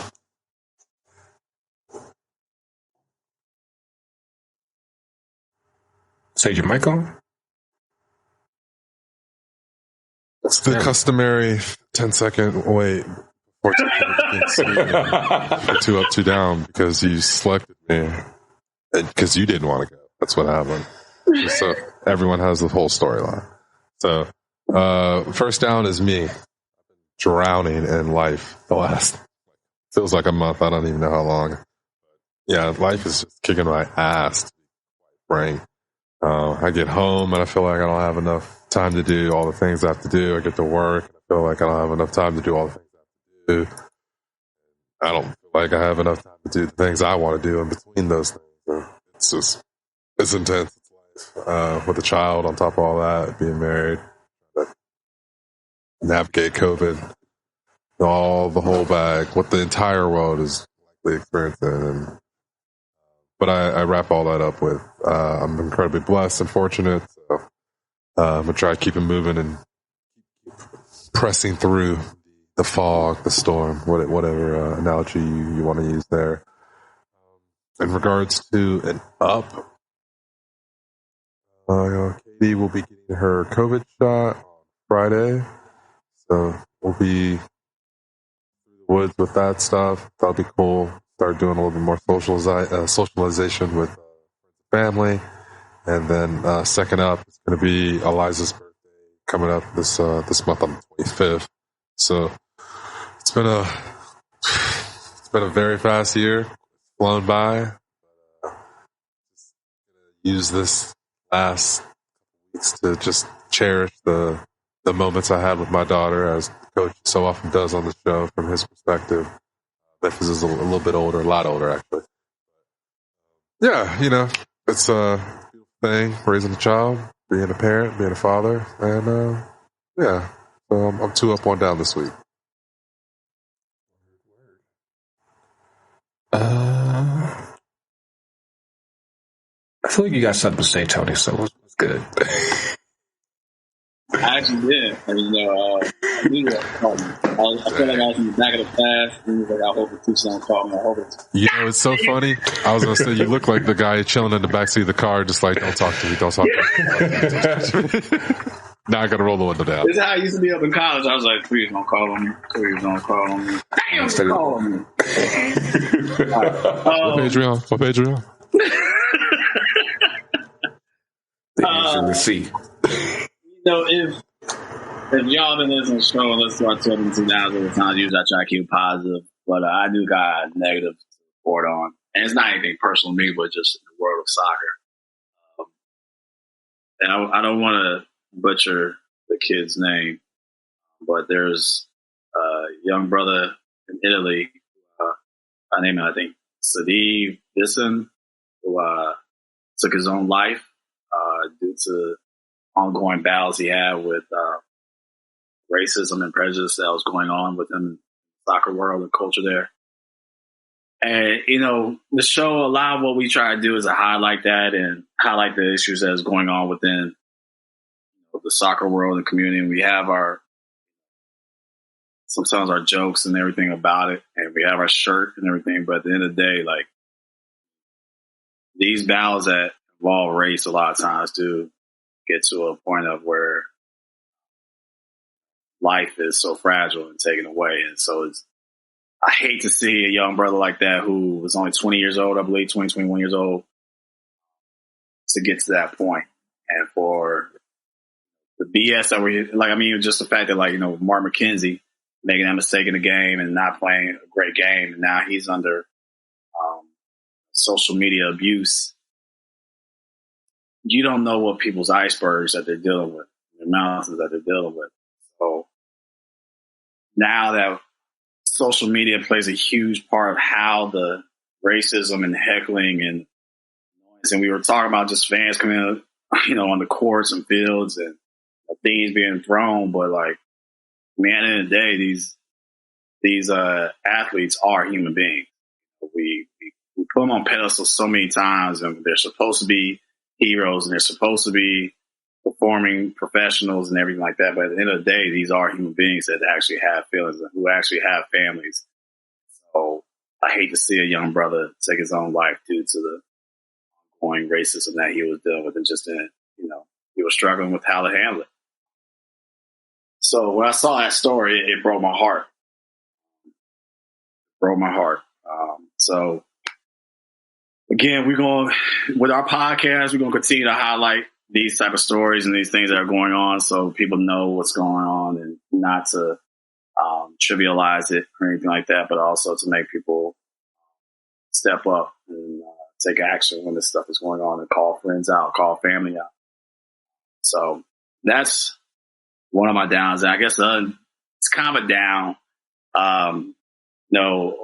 Last year during the summer, Sequoia Turner, who was a participant in our soccer program with Soccer Streets here in Atlanta, she was gunned down right at the gas station next to the Wendy's, where Rashard Brooks was killed by the police. And now her family is doing lawsuits against the city of Atlanta, against Mayor Keisha. They going over a whole list of people as far as everything. And it's one of those things it's a family that's still hurting. And, our city and our country is still hurting, obviously. So things that are still going on, still falling out from it. It's still one of those reminders about what we're dealing with. The pandemic might be making a turn and everything like that, but we still are sick as a country in various aspects. And we always joke about the violence that's going on here in Atlanta. Atlanta is on some other stuff right now. I mean, seriously. I really don't. It's weird. We've always had our crime and stuff like that, but it's some awful. This is some different type of stuff. Insert gunshot sound effects. Seriously, I mean, it's a weird time in Atlanta. I don't understand it. I do feel like the old man in a rocking chair again with this, but it's really different. But that's my two downs. Sakaria Turner and Sadiq. But as far as ups go, next week I'm going on vacation. I need a vacay. Just like TK says, like you always feel like you're just always playing catch up, whether it's in your personal life or your work life. It's like a vacation. Me and Memphis going to the beach. Right here. Going to the beach. Boy. Don't tell me the beach, but tell me the ocean. The ocean, man. What ocean are you going to, man? It's actually going to be a Gulf. Better. It's going to be a Gulf. So taking some time down there to enjoy the weather, enjoy the water, and taking her some golfing. She's really been taking an interest in golf lately, and it's really cool to see and witness. And so every time when we go play golf, and then she comes home afterwards, she's like, "Daddy, can we go hit some more balls?" And I'm like, "All right, get my little Cheyenne Woods going." But so I'm looking forward to that, and it's summertime. Kids out, so which means more playtime for daddy daycare. And then also I want to let you know, TK, I've been doing a lot of purging. So you got a bag of clothes coming your way, Memphis and stuff. That LA's about to inherit. Some is not even used. Hey, truth be told, this is a little bit embarrassing, but this flag is not hung correctly, and if I lit this room up. Hey man, that's dad life, man. That's dad life. That's dad life, trust me. Yeah, I need a dad storage unit. That's what I need. Seriously. Yeah. But that's it for me. Thank you, sir. Oh, and happy Father's Day, just in case it's all the pops out there, because it's around the corner. Happy Father's Day, happy Juneteenth. That's coming around the corner. So I gotta get that out there too.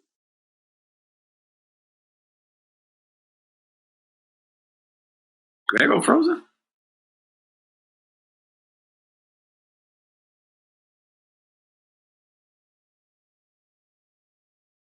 He's doing well with his mannequin challenge.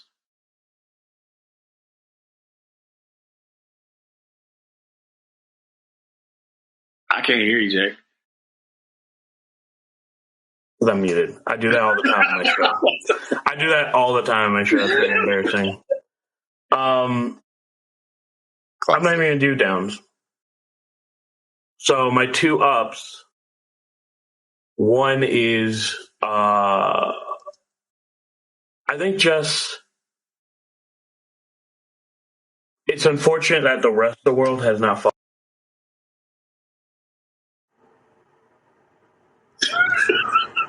Yeah, I don't know what the fuck happened. Come out. Damn. All right, hold up. Just start back and we'll get a fresh cut on this. It won't be bad. Okay. Hold on, rearrange the towel though. Okay, gotcha. There we go. No, put it on Jake. We got Tony. Okay, all right. All right, cool. Yes, and hold on, wait, Grego, get back in your pose though. Yeah, man. That's it. Don't move. Yeah, you were in it. You're in right there. Okay. All right, now go. Jake, what you got, man? Dang, Atlanta internet starting to catch up, huh? Oh, Man, listen. Oh, how long have you been waiting for that? I can send you How my the turns table. I can get my boys at Comcast to hook you up, bro. I'm not even gonna do any downs because I feel like we have too many downs going on, so I'm gonna just focus on the positive. I think just like the rest of the world, it's a very, very unfortunate they haven't caught up, but you can just tell we're almost out of this crap. I got to go to like the Suns game, their first playoff game. I got to go to Madison a week ago. Like, This man traveling. I was stuck in the house for like over a year. That's not me. So I think that's a positive. Is like, you still coming down here? Yeah, August 13th or whatever. It's just good that at least I've gotten vaccinated. Like my fiance's got vaccinated. You can tell we're almost, like, at least the U.S. is almost out of this, and I hope everyone in whatever country you're in that you follow that sooner rather than later. So that would be my up. And then my other up, this is gonna sound snappy. I'm just happy to get married. We're very close to the wedding day now. It's in like 3-4 months. I'm just like very overjoyed. I think it'll be good to just like have a day for ourselves, man. We've been stuck in the house. Like, fortunately, like, our relationship didn't deteriorate or anything like that. It actually got better, I think. I actually love her after all. I survived tryouts, more like I survived tryouts. But we made it. It's just good that, like, this thing that we had before the pandemic, because we got engaged like in February, so like before everything got crazy. It's just great to like see it out, and it's almost here. So those are my two ups. September, man. Like October, end of October. Okay. My anniversary is September, so I was like, Tony's like, okay. You gonna learn today. Yeah, no. We're not gonna call Coach out, but bless Coach. Oh man, that's like, you got any more positive? Bring the love in the air. Mm-hmm. FC Cone, baby, we survived. That's all I gotta say. All right. Let's see. I don't know. I gotta see how long this internet's gonna last. So I'm gonna try to make this as quick as I can. I was kind of hoping that Coach was gonna be here last week because my first up is Coach K retiring. As a Michigan guy and as someone who grew up down the road in Raleigh as an NC State fan, I can tell you this is a long damn time coming. And hey man, I think he's just doing it to get ahead of some scandal. There's some scandal about to come out. There probably is, but I mean, it would not shock me. I mean, it'd probably be like how they did with John Wooden. It's like yeah, he had someone in the weeds the whole time, but he ain't just want to acknowledge it. But I'm like, yeah, Duke probably had the same thing, especially nowadays where everybody's just one and done. It's like, hey, I'm just here for the TV. But yeah, he definitely had a great run. Basically built that program up from damn near nothing when at the time the rivalry in North Carolina was UNC NC State. Now it's UNC Duke with a hard bullet. So I said it'll be definitely interesting, especially with UNC going with the new coach earlier in the year. I think that the guy that Duke went with, he is the sacrificial lamb because nobody wants to replace Coach K. But and then he'll probably be gone in a couple of years, and then the real coach will come in. But hopefully, in between that time, NC State can make some noise. But other than that, I'm kind of like in the mode of TK lately. I'm trying to get my health in order. Summertime, as our culture correspondent Ringo said, it's Vax Boy summer, so I'm trying to get everything back in check. So I'm heading the doctor up, trying to get everything in order. Matter of fact, I got wisdom teeth. They got to get those checked and probably get pulled out pretty soon. So I'm getting my first appointment for that on Thursday. So I'm trying to get my life right. Back in the gym. COVID hit me hard. Dude, don't let this camera fool you. I am actually this big in real life. I am carrying all this weight. So the gym is open. Hey, wait till you become a dad, bruh.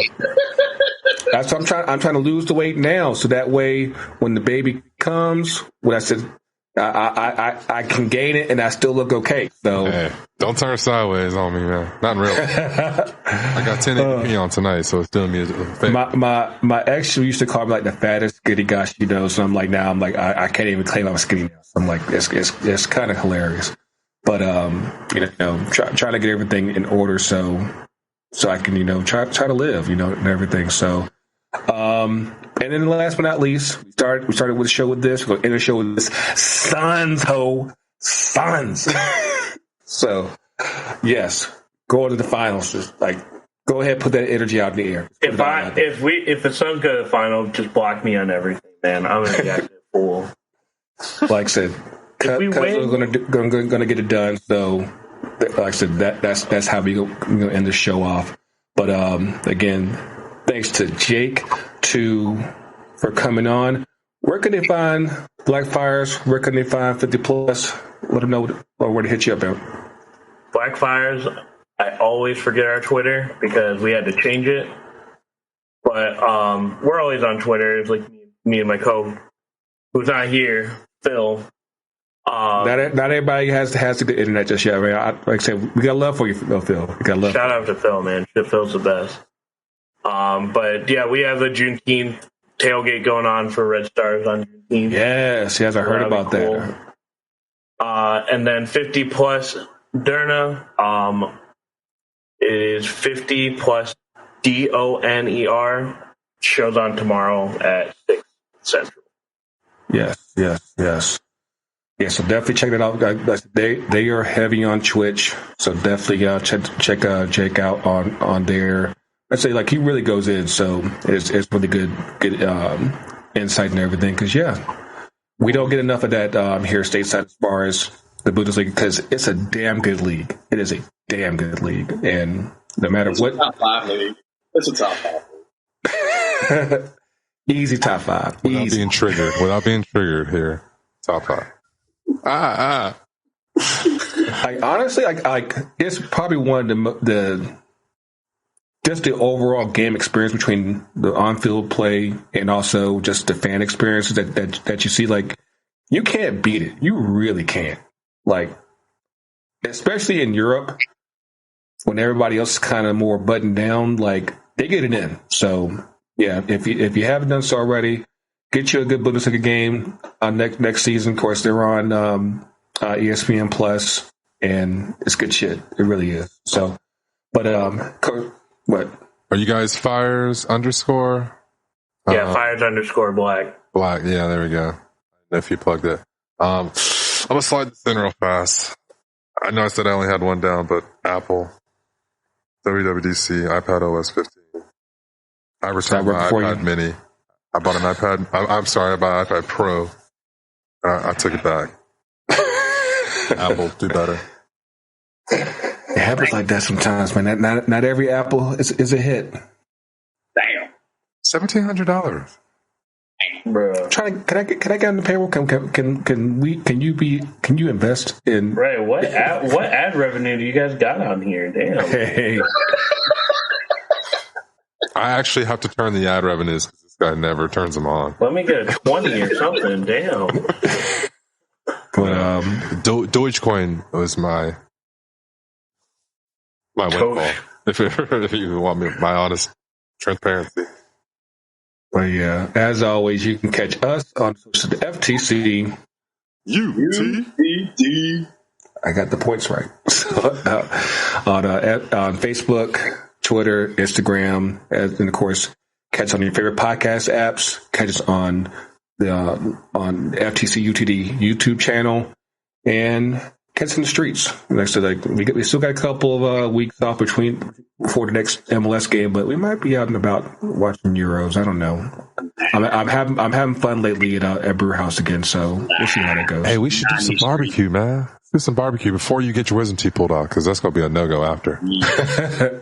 I mean, we're all back. I'm trying to get on Tony's Grill, man. I'm trying to see what's good with that. Yo, I'm about to throw down this weekend for my moms and pops. I ain't know. Do this weekend. All I need is a plate, man. I was going to slide in real late on that plate. I I ain't tell you which day now. Show it up every day, motherfucker. But enjoy the Euros, enjoy the Henny Derby, drink responsibly, get your shots in. For Coach, TK, for Mayor, for Jake, for Phil, Grego, Coach is real, Coach is everywhere. Stay safe in these streets, y'all. We'll see y'all soon. Yeah.